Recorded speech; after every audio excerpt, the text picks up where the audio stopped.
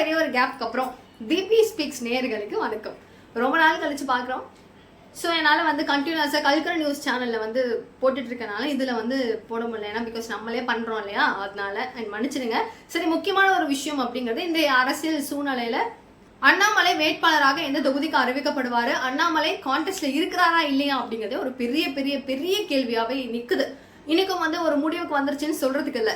எல்லாரும் தனது வேட்பாளர் பட்டியலை அறிவிச்ச சூழ்நிலையில தமிழக வெற்றி கழகமும் அறிவிச்சுட்டாங்க. ஆனா இன்னமும் அண்ணாமலை அவர்கள் இருக்காரா இல்லையா அப்படிங்கிறது தெரியணும்னா பாஜக தனது வேட்பாளர் பட்டியலை வெளியிடணும். அது இன்னமும் தெரியாத ஒரு சூழ்நிலையில கன்ஃபியூஷன் எல்லாமே ஓவர்லோட ஆயிட்டு தான் இருக்கு. ஓகே, இன்றைக்கான விஷயம், அண்ணாமலை அவர்கள் கன்ஃபார்மா இந்த தொகுதியில களமிறக்கப்படுவாரு. பாண்டிய பூமியாக இருக்கக்கூடிய கொங்கு மண்டலத்துல போட்டியிடுவாரு அப்படின்னு சொல்லி எல்லாரும் எதிர்பார்த்துட்டு இருக்கோம். என்ன காரணம் அப்படின்னு கேட்டீங்கன்னா, ஆல்ரெடி பாஜகவில் இருக்கக்கூடிய கோவை வடக்குல வானதி அவர்களும் வானதி ஸ்ரீனிவாசன் அவர்களும், சாத்தூர் தொகுதியில நாகேந்திரன் அவர்களும், மயிலாப்பூர் தொகுதியில தமிழிசை சவுந்தரராஜன் அவர்களும், அவினாசி தொகுதியில எல் முருகன் அவர்களும் போட்டியிடுறாங்க அப்படிங்கிறது உறுதியாயிடுச்சு. இந்த இடத்துல உத்தேச பட்டியல் அப்படிங்கிறது ஒன்று ரிலீஸ் பண்ணப்பட்டுச்சு. அதில் அண்ணாமலை அப்படிங்கிற ஒரு பேர் இல்லை. கடுப்பாயிடுச்சு, டென்ஷன் ஆயிடுச்சு, எல்லாரும் எரிய ஆரம்பிச்சிட்டாங்க.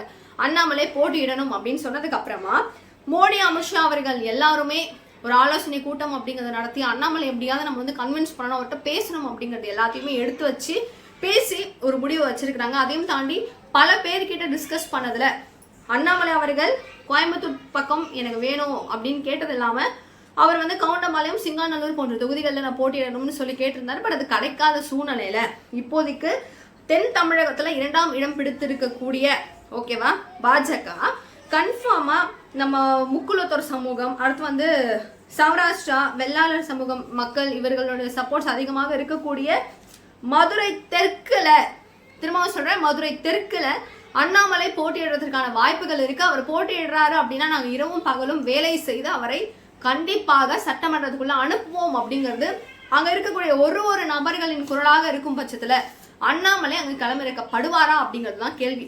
BL சந்தோஷ் ஆகட்டும், பியூஷ் கோயல் ஆகட்டும், அடுத்து வந்து சென்ட்ரல் மினிஸ்டராக இருக்கக்கூடிய அர்ஜுன் ராம் மேக்வால் அவர்களாகட்டும், எல்லாரும் சேர்ந்து இவர்கிட்ட பேச்சுவார்த்தை அப்படிங்கிறத நடத்திட்டு இருக்காங்க.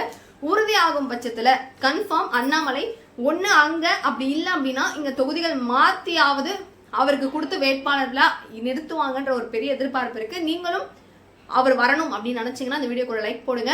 கம்பேக் அண்ணாமலை அப்படிங்கறத கமெண்ட் பாக்ஸ் சொல்லுங்க. Thank you so much for watching this video. Bye.